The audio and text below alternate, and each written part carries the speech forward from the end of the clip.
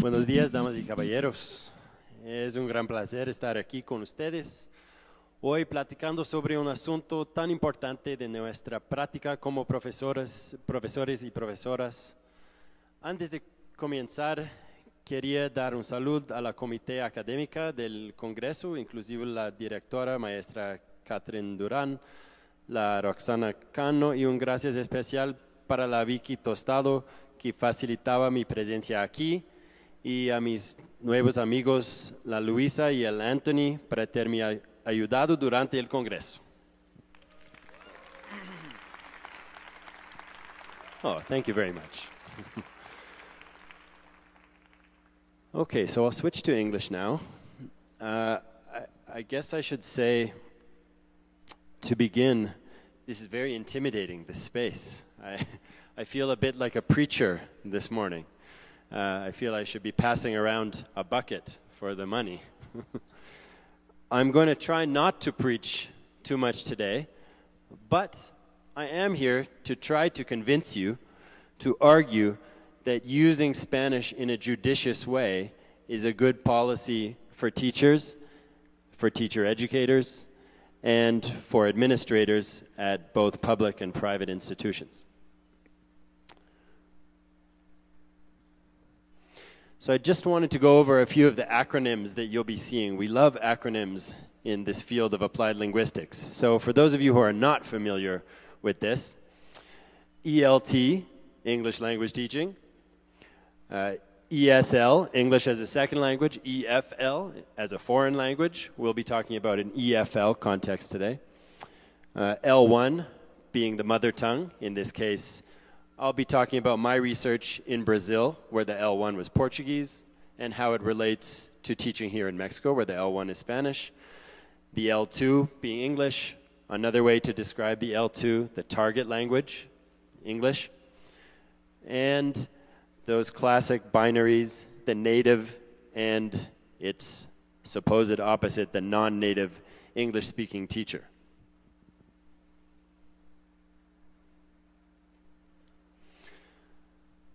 So a brief overview of the presentation today. I'll be giving you a rationale of why I developed this workshop, why I did the research I did, and some contextualization, letting you know what the situation today looks like globally, mostly in private English language institutions. I'll talk to you, instead of preaching to you, I will let you decide on what the best course of action is as teachers based on the research that I will show you. So I'll highlight the research that's sort of in favor of maximum target language use and research that points to effective, well, benefits cognitively and effectively for using Spanish now and again when we're teaching English. I'll give you an overview of the study that I carried out in Brazil for my master's research and the implications of this study for your practice as teachers and for policymakers. If I could see a quick show of hand, can I see how many of you here are doing your Bachelor of Education right now, your licenciatura? How many students do we have? Okay, and how many professors do we have that teach in this type of program? Great. And how many administrators do we have from private and public institutions here today?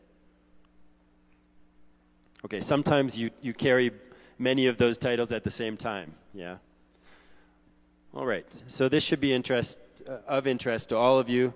I will not satisfy any of you 100%, nor will any of you go home disappointed, I hope. So I'll finish off by looking at some practical applications and suggestions for using Spanish when you're teaching English.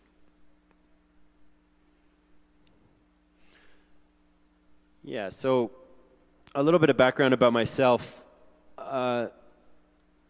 Like I said, I did a Master's of Arts at OISE, University of Toronto, and my research was carried out in Brazil, looking at why teachers decided what their beliefs were about using Portuguese when teaching English, and what their practices were, and if their beliefs matched what they actually did in the classroom. You've heard my bio, so there's not much new to tell you there. I guess one note is that, like many of you who are doing your licenciatura, I did one as well. I did mine at McGill University. I did a Bachelor of Education in Teaching English as a second and foreign language. And for the past 9 years, I've been working at the University of Toronto with students who are in their Bachelor of Education programs, helping them develop lesson plans, activities, helping them with their professional practice, their cultural learning. Many of them who don't speak English as their first language in Toronto and want to be teachers, coming from other countries, international students.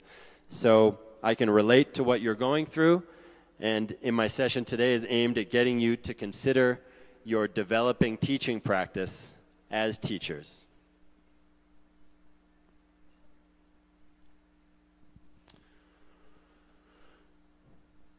So I'd like you first to reflect on your teaching practice right away. This is going to be the interactive element of the presentation today. I want you to turn to the person or people beside you and tell them about these things. Think about your teaching practice and talk about when and why you choose to include or exclude Spanish from the classroom when you're teaching. So this includes you using it as a teacher and you allowing or not allowing it to be used by your students. I will give you a couple of minutes to discuss, and I'm going to come around and check with each one of you to make sure you're on task.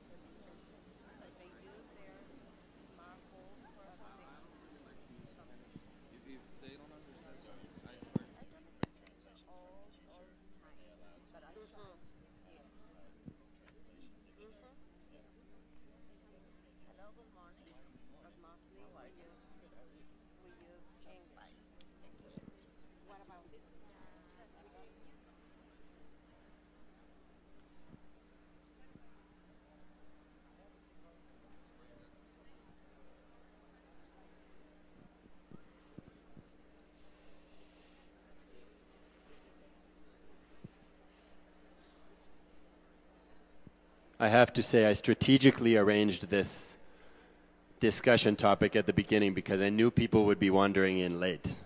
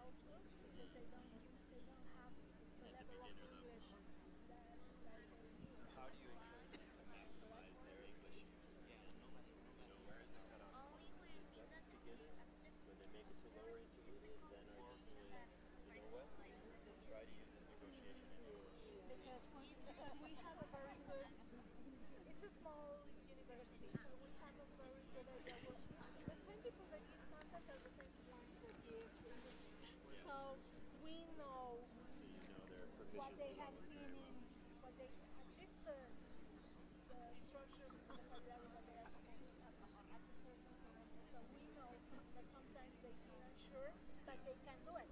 So we're like, yeah, you can do it, do it. You know? Okay, my friends, I'm going to have to stop you there.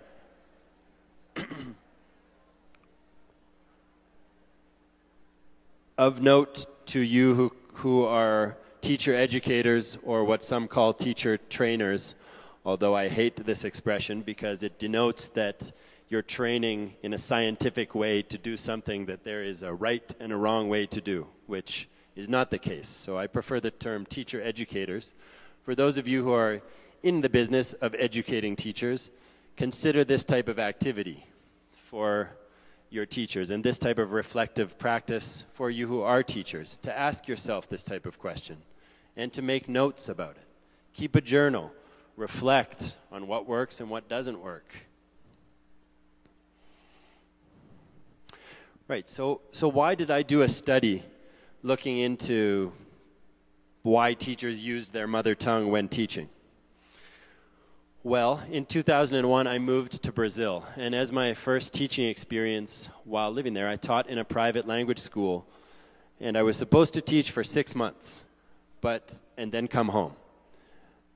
But I met my future ex-wife, and and I found that I really loved teaching, so I ended up spending 2 years teaching at this school. And what I noticed several things. First of all, I came to the school with no teaching experience.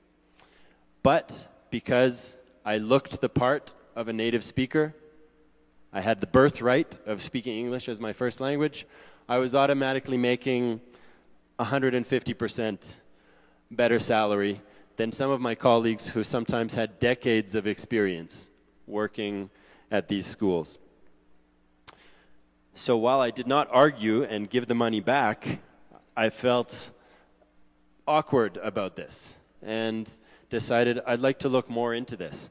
And one thing that I saw that was connected to this, well, one thing I noticed from my own practice was that the longer I stayed in Brazil and the better my Portuguese became, the more ability I had to teach all different levels. So at the beginning, I was just working with advanced students, which is often the role of the native speaker when they come and teach in a school, is they're sort of a talking puppet, right? You can work with our advanced students, but not with the beginners because they won't be able to follow you. So as I learned more Portuguese, I started teaching all different levels and using Portuguese. And I started talking to my colleagues who didn't really want to talk about the issue, because it was against the policy of the school. So I found there was a contradiction between the policy of the school, which was implicitly to never speak Portuguese, but in practice only when absolutely necessary, and the practice that I saw around me, because I saw other teachers using it effectively. I found it effective in my own practice. So I wanted to know more about why did teachers do this, and were they doing it for the same reasons I was doing it? So I noticed also sort of this asymmetrical power relations, sort of unequal power relations between those who taught advanced levels and used English all the time, and those who were teaching beginner level students. And oftentimes it fell in the native versus non-native English speaker dichotomy. So those who were native speakers had increased power, social capital, economic capital, and those who were non-natives had lower. So I went into this study hoping that I could look at both native and non-native speakers. What I found when I went to these schools in northern Brazil, I lived in southern Brazil, but my study took place in northern Brazil, was that there were no native speakers. So I focused all on Brazilian teachers, and I found a different sort of unequal power relationship amongst those Brazilian teachers, which I will get into later. But back to the topic of why they use Portuguese or not. So before I talk about the particular study, I thought I would give you a little bit of a brief history of English language teaching and the methods used in ELT. So throughout the history of theory on language teaching, methodologies have come and gone. But since we evolved from the old bad grammar translation method, we've seen a barrage of methods come and go, including the direct method, where the mother tongue was banned, and which I would argue is still the basis for much of the policy at private EFL schools, to more recently, methods under the umbrella of communicative language teaching, such as task-based language teaching, which don't necessarily prohibit the use of the first language, but more ignore it.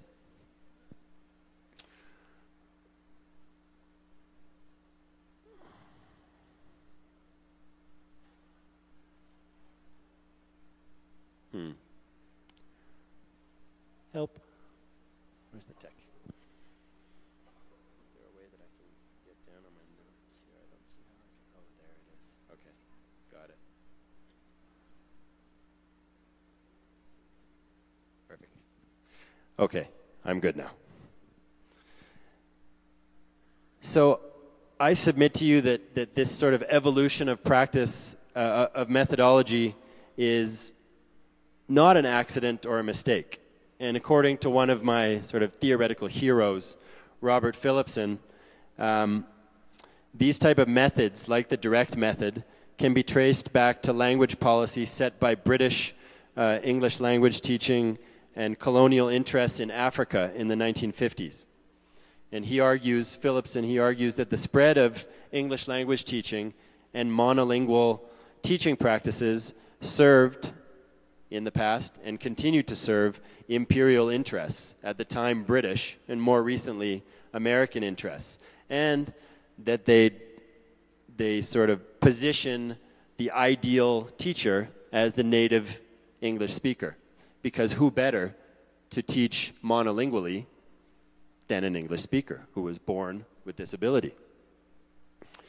So I highlight this history as a backdrop to where we are today in terms of methodological approach and institutional policy regarding L1 use. So global English language teaching espouses almost every single institution that I know of, globally. It's not just in Mexico, it's not just in Brazil, but globally. They use some form of what they would call communicative language teaching as their methodological approach, whether it be task-based language teaching or just broadly communicative language teaching. And their policies, again, almost without fail, are either explicitly English only, where it's pasted on the wall, this is an English zone, English only, or it's implicit, so that teachers have an understanding that if they use it, they should keep quiet about it. So today, English language teaching in Brazil, much like Mexico, is the dominant foreign language. Over 90% of foreign language teaching in Brazil happens in English, and the vast majority of it happens at private language schools, which, just like in Mexico and just like countries all over the world, cater largely to those who can afford this teaching. Because in the public school system, just like in Mexico, it's a drip feed system where even at the end of high school, you're really just leaving with the basic 1, 2, 3, 4, 5, 6, 7, 8, 9, 10, and teacher, I have to go to the bathroom type of English. So forget what theorists like Phillipson say, even forget what I say. What does the research say about using the mother tongue when teaching? Well, the picture is quite clear. So while there are several studies, and by the way, I will make this available to anyone who wants a copy of this presentation. You can just email me. You will see my email address on the last slide, and I will send this to you. So don't worry. You don't have to take screenshots. You don't have to write furiously. It will be available. So there are several studies that point to the benefits of maximizing target language use. But there are absolutely no studies that point to that say absolute adherence to a full immersion approach, an English-only approach, is beneficial. Whereas there are loads of studies that point to the cognitive and affective benefits of including the L1 when teaching?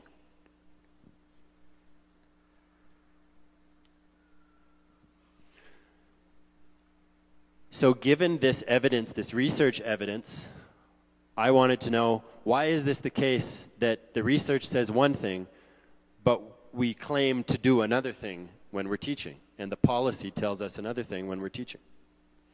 So my questions were, why do teachers include or exclude the first language when they're teaching adults?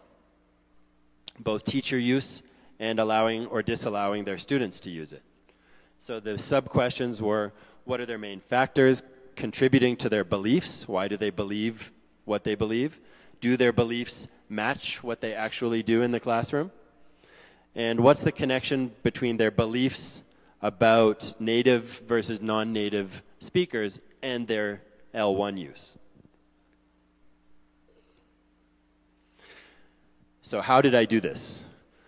Well, I chose 2 schools in northeastern Brazil, and at these schools, 24 of their teachers, which was almost all of them at these schools, completed a survey.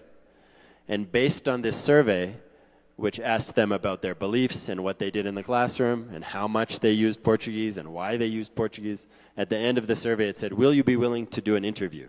So then I got more descriptive data to support the data I got from the survey by interviewing these teachers either individually or sometimes in a group, because some of them didn't feel comfortable talking individually about such a polemic issue.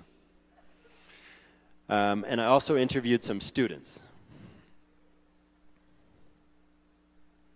So what did they say?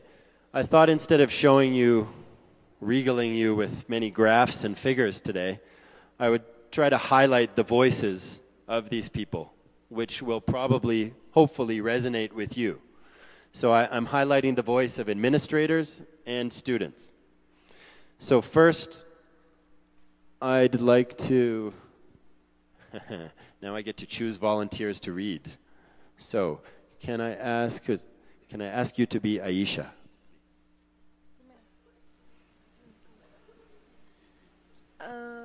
Use English? The first one?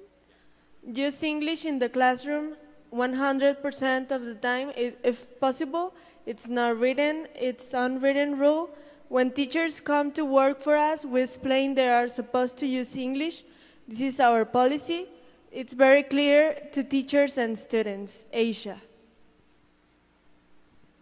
Thank you. So this was Aisha, an administrator, describing the institutional policy at one school. So now what about the other school?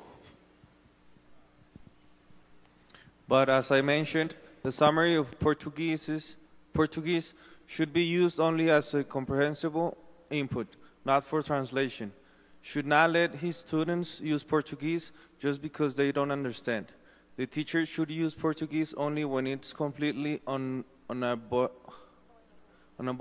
Antonio. Thank you. Right, so this is Antonio saying, again, it's not absolute policy. There's not on the wall that says English only, but there's an understanding that using the L1 only when absolutely necessary. So there seems to be a connection between limiting the L1 use and encouraging fluency and oral skills through a communicative approach. So what do teachers have to say?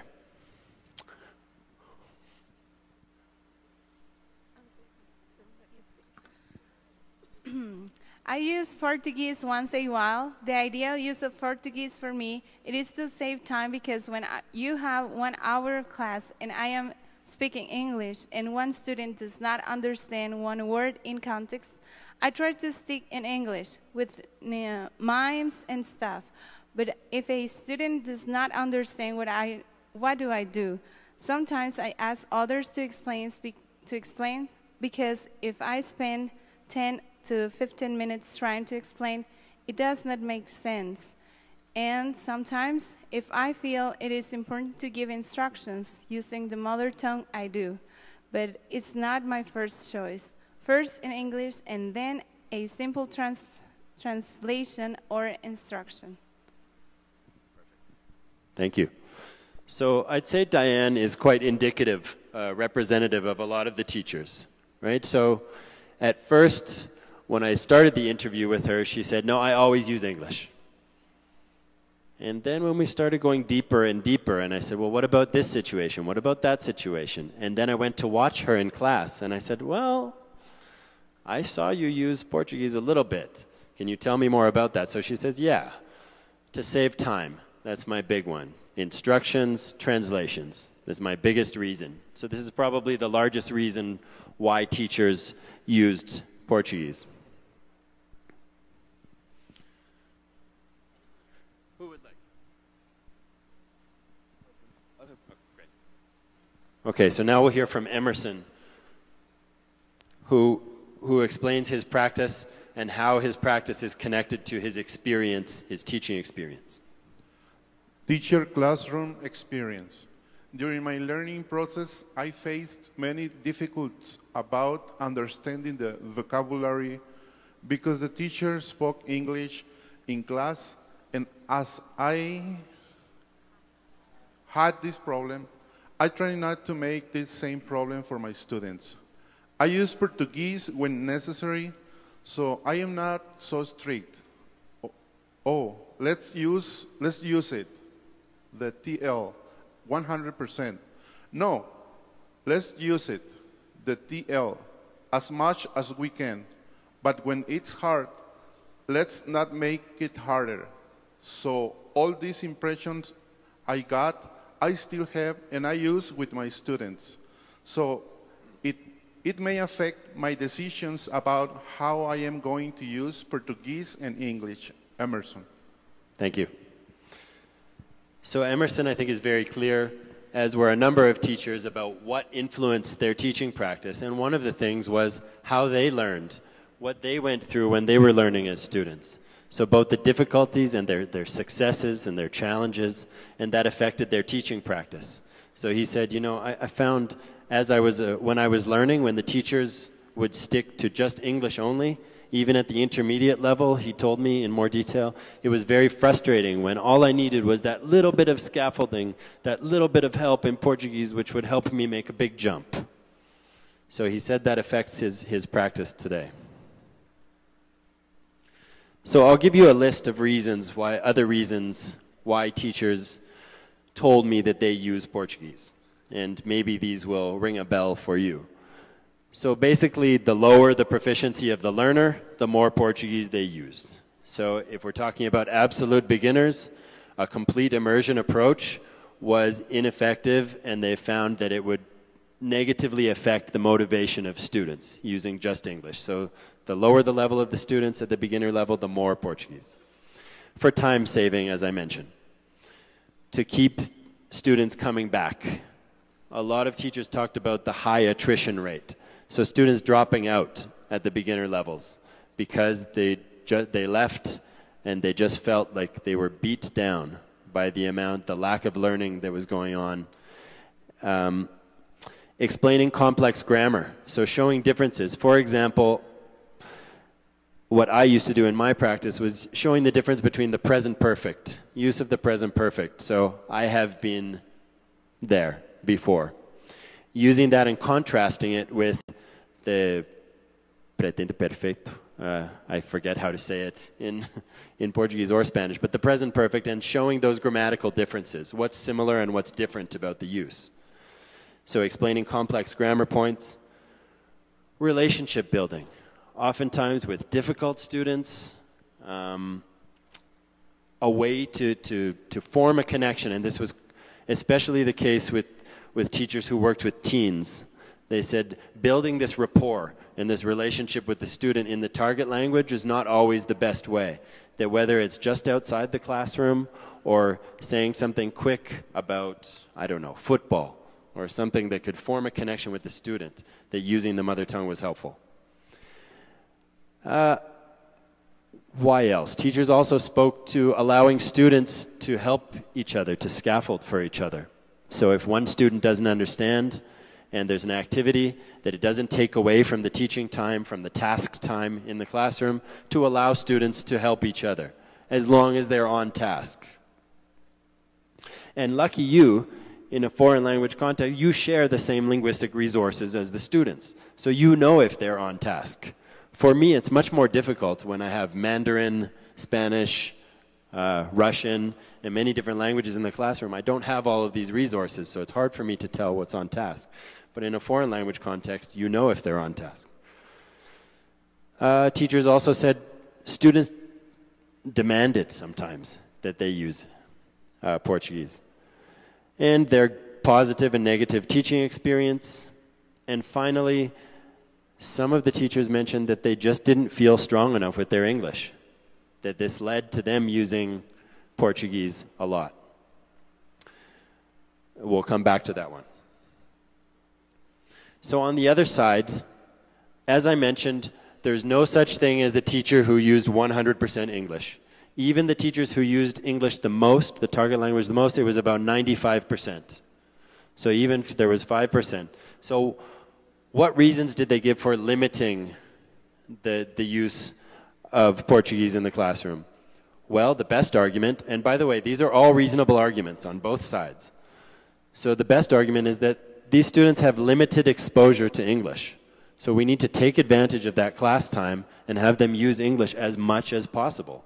Because if they only come to us for 3 hours per week, we need them to take advantage of that time. Also, as a teacher, I use English all the time because, as much as I can, because I'm providing a positive model for the students. I'm modeling the target language use. Next, as I heard some people saying when I went around to them, is encouraging students to use English to negotiate meaning. Right? If we always allow them to use the mother tongue for translation here, instruction here, we don't develop the ability to negotiate in this target language, which, as all of you know from going through language learning experiences, is one of the keys to learning in another language and making those jumps, is facing difficulty and overcoming difficulty through negotiation. Some of them mentioned that they avoid dependence on translation because students, when they got used to the teacher always providing the translation, if they ask for it, then they never go beyond that. They always just expect that the teacher will be a human dictionary for them. Sometimes students demanded that they used English. And the other main reason was to avoid opening the floodgates. So what does this mean? They would allow students to use a little bit of Spanish, but then Portuguese, but then they would realize that students started using it too much and they couldn't stop it, right? So avoiding opening the floodgates to let all the water through. And they also mentioned that what they learned in terms of methodological approach and the policy from their school both pushed them in the direction of using English all the time, or at least as much as possible. And finally, their language learning experiences, both good and bad. Some of them mentioned that they had teachers who didn't speak a word of English when they were teaching them English, and that they remember this, so they decided to be the opposite and use English all the time. So what were the major factors? I found that the major factors influencing the beliefs of these teachers were, first, their classroom experience. So their teacher experience. So what works and what doesn't work for them as teachers, and in what contexts. Next, and pay attention, teacher educators and trainers, their language learning experiences that they went through themselves were a major factor, including in their B.Ed programs or their teacher training programs. And finally, their teacher education and institutional policy that they received from usually not just one institution, but for those of you who teach in the private English language milieu, you probably teach at multiple places, or you've taught at multiple places, which at times have similar or contrasting policies. So, first of all, what I found was teachers' beliefs don't always match their practices. So even when they say that they use English 100% of the time, they don't. There's always some L1 use. And I'll come back to discussing why that is. Well, I would say the connection, there's a direct connection to be made. That this is one of the ideologies in language use, is that it should be an immersion approach, and I should be using English all the time. And therefore, if I'm asked, I say, yes, I use English all the time. But in fact, my practice points to something different.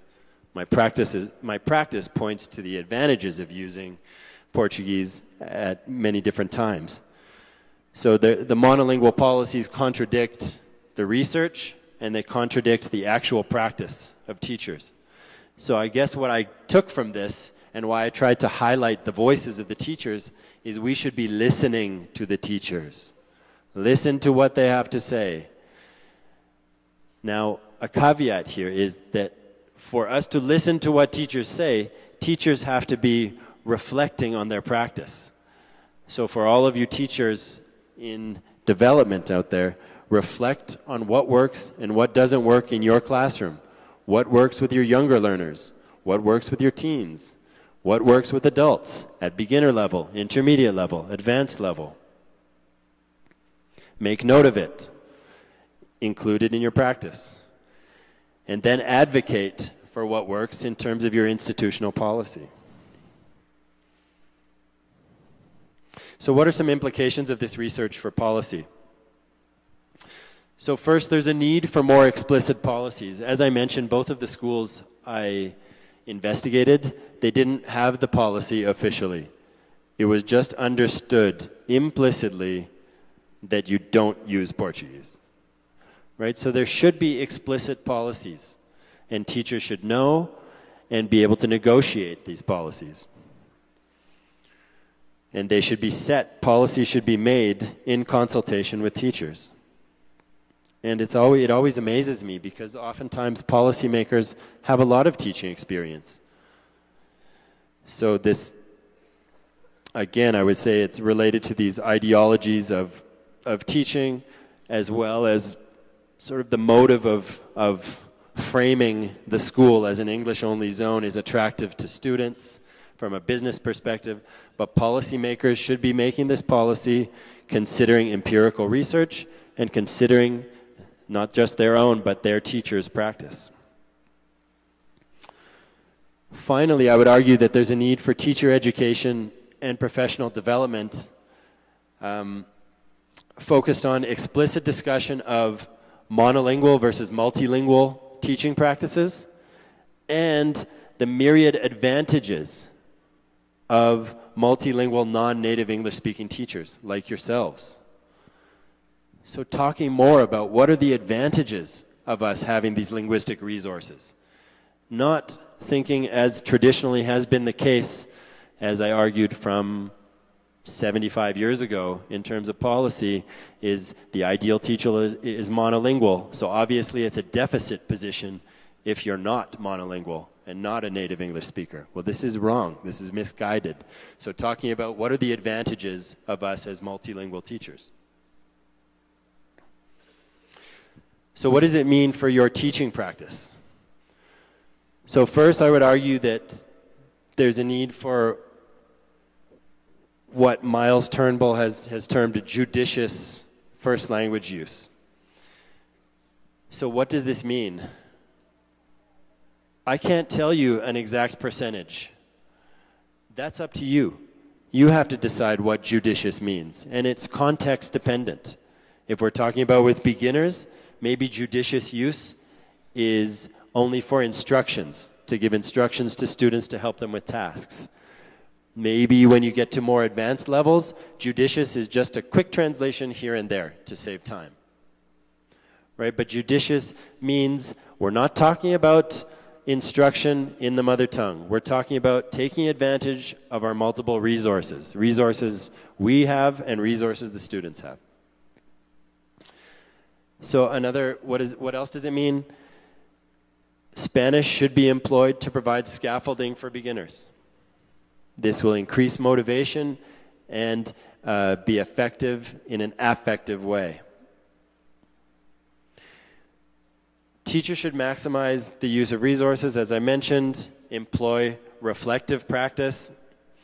And I would argue this whole thing what is the larger message here is attempting to provide culturally engaging and relevant instructional practice.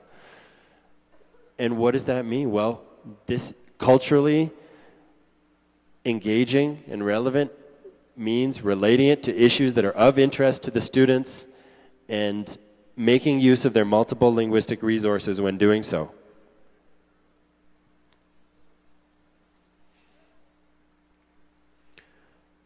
Now, before I get to some questions and debate, which this topic always stimulates debate. That's why I love talking about it. What does it mean to operationalize judicious L1 use?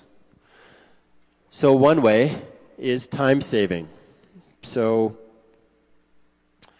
incorporating as part of your practice quick translations. I heard some people speaking about they allow their students to use their translators, okay, their electronic translators, which everyone has in class these days, for exactly that purpose. So it doesn't take away from teaching time. If the student wants to check, they're free to check what's the translation for this, and this is a time-saving technique. Again, allowing peer scaffolding, so students to help each other. So you don't have to, if you feel that you need to provide this model, that it's that important for you to provide this English-speaking model, allow your students to be this. So someone says, teacher, I don't understand this. And you say, Flavia, can you explain to Roberta? And there you go. Problem solved. You didn't have to switch. Another thing that I would encourage that one of my mentors, Jim Cummins, has written about and spoken about are using bilingual identity texts. And these are particularly effective with younger learners. I would argue you could use it at any level. And for those of you who are teacher educators, it's an excellent activity when you're working with your B.Ed students. Is creating a bilingual identity text. Well, what does that mean exactly? So I'll read you a quote from Jim here. Identity texts refer to artifacts that students produce. Students take ownership of these texts, having invested their identity in them. These texts, which are written, visual, spoken, musical, or, as is almost always the case, multimodal, including many of these aspects, hold a mirror up to the student, in which his or her identity is reflected back in a positive light. So they're not having it reflected back at them that they are a deficient English user. No, they're having it reflected back at them that they have this bilingual identity which can be celebrated. So how do you do that? Well, it's constructing a bilingual text, oftentimes one side of the page in English, one side in Spanish. Using images and text.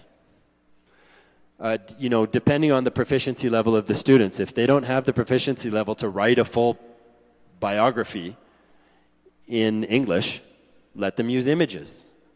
Let them try to explain to you, encourage them to explain in the target language what they've created.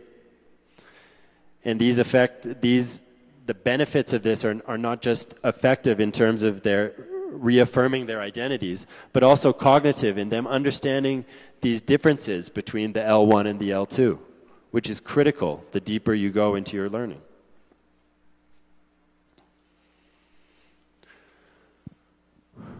Okay, for those of you who are teacher educators and trainers, I would say these are some questions that you should be putting to your students in workshops.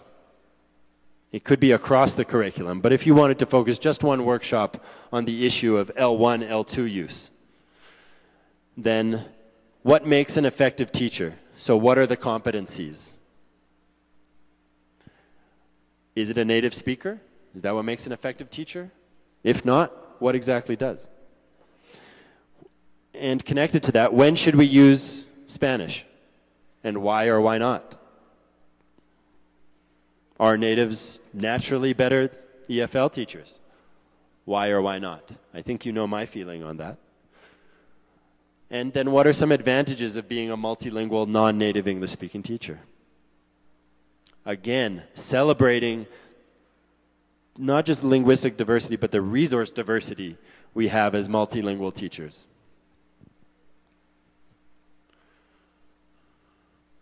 Okay, I have some other slides here which I will let you read as I pass around the microphone. I'd like to open it up now. Okay, before I do that.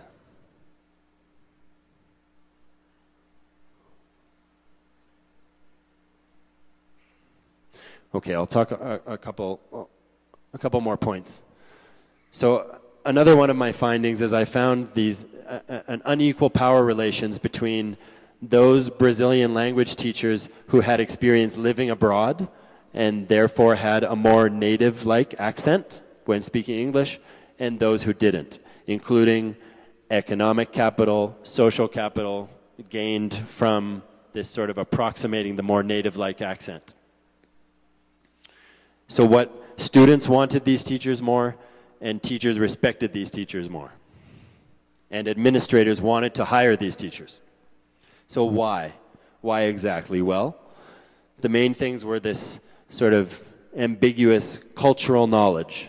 So this person, because they went to live in Kansas, they understand what it's like to be American. Or because they went to live in London, they sound like they speak closer to the Queen's English now. So I would argue there's a connection between these beliefs of sort of an internalization of these ideologies of English only, native English speaking superiority, teacher superiority, and I think propagating a method such as communicative language teaching, not that there's anything wrong with the method per se, but any method that does not address the use of the L1, and we can use communicative language teaching perfectly well, incorporating Spanish into that use as teachers. But I think if we ignore it, then it leads to these unequal power relations. And finally, it encourages low teacher self-esteem. What I found amongst teachers and what I found when I talk about this globally is that teachers come to me and they say, "Thank you, James, for making me feel better about my practice. I don't feel so much like I'm a bad teacher or I'm a bad teacher in training just because I'm using Spanish when I'm teaching English." And I think that's an important message for us to get across to our teachers in training. So I've included some further readings here. You'll notice that some of them are articles that I have written. This is shameless promotion, I admit. But not enough people have read them, so I'm okay with the label of shameless. So there's also articles by Jim Cummins, Suresh Kanagaraja, and Robert Phillipson here, which I think are interesting reading for students and teacher educators. Right, so let's go to questions, and while the questions are happening, I will show you some other, highlight some voices of the teachers that I interviewed. So there are some microphones that will be passed around. Raise your hand if you have a question, and I will address as many as I can until they kick me out of here.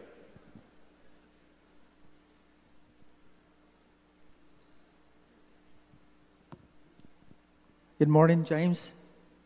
Morning. I want to ask you if there have been any studies that you're aware of that there's a benefit of teachers using both languages in the classroom versus just the monolingual approach. Are you aware of anything like that? Yeah, so I showed at the beginning a slide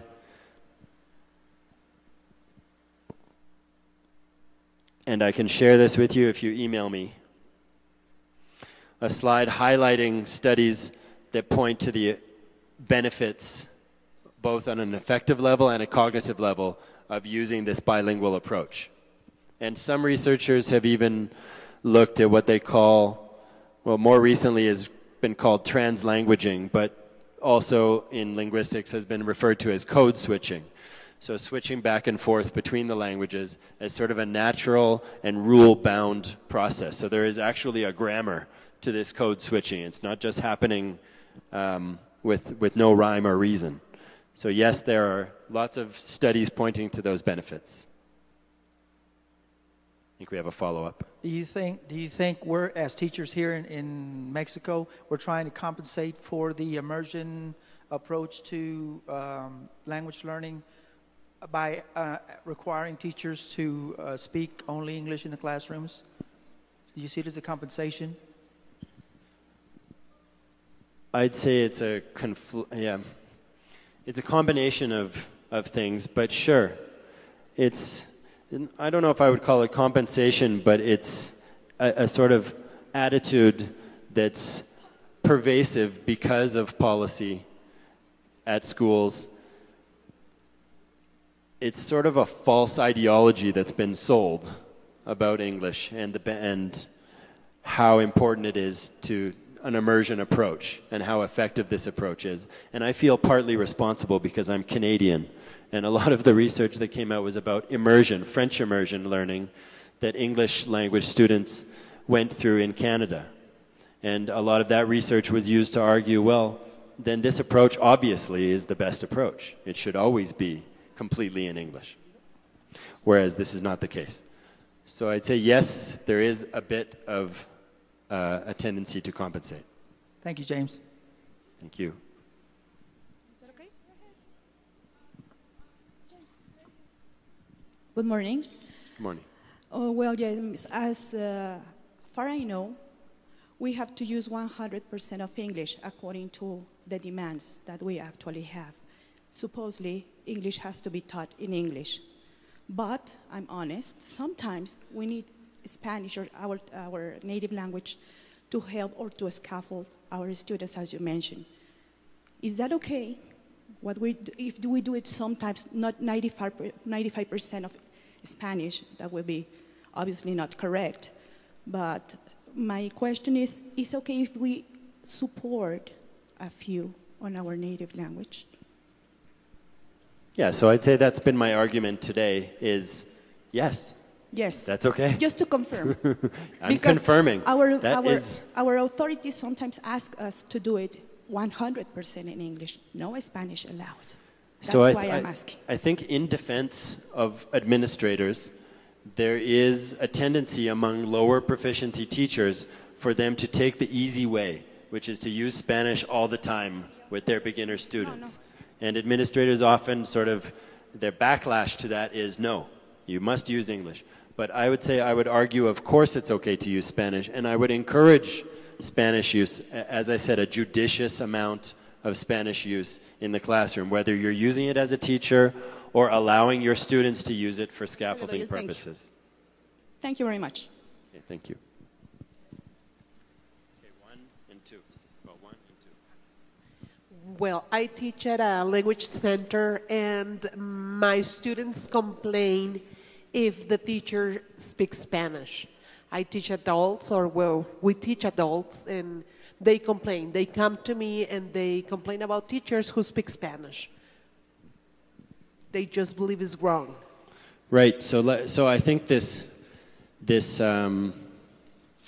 ideology is widespread. So beyond not just teachers, but also students, and that they think, and their idea of an ideal teacher is sort of the monolingual teacher and the native speaker teacher.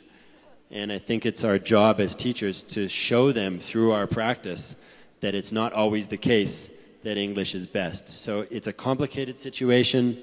It's related to demand, I'll admit. But we have to show them through our effective practice, I think, is the bottom line. That our teacher practice, and you'll see that the outcomes, there's increased learning outcomes that result from this sort of bilingual teaching practice. I'm being told we're out of time, but I'm going to take 2 more questions because I'm naughty.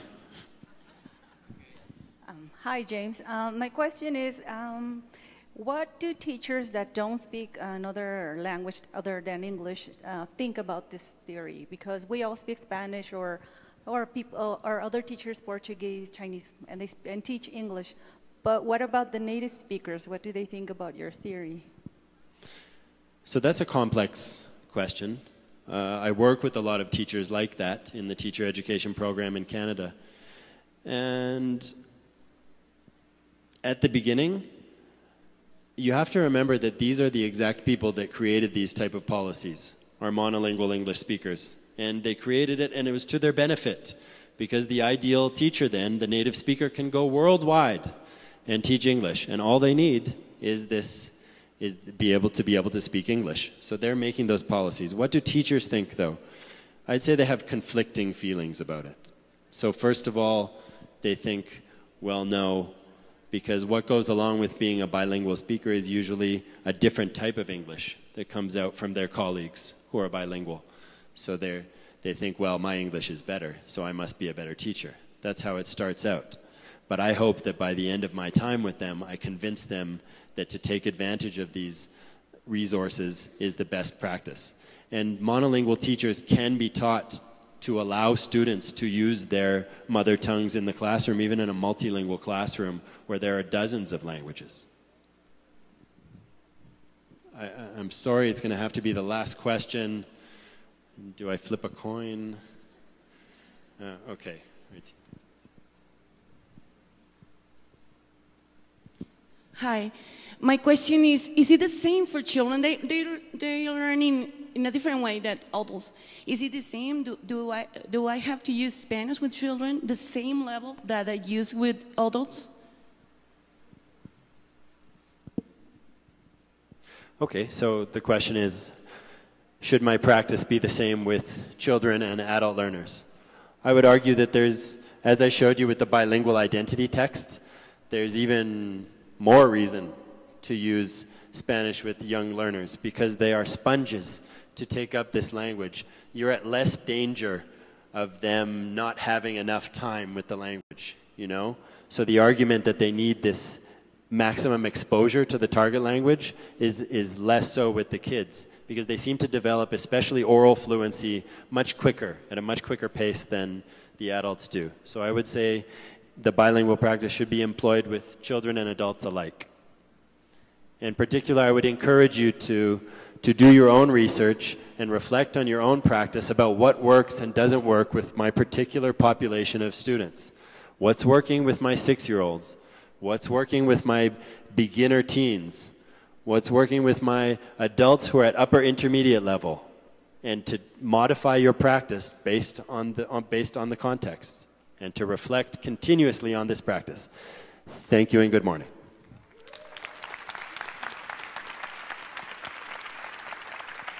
With great appreciation, we would like to thank James Corcoran for this presentation. I know that you answer a lot of our questions about to use or not to use Spanish in our classrooms. And on behalf of School of Languages and Universidad Juárez del Estado de Durango, we would like to give you this present as a thanks for your participation. Thank you.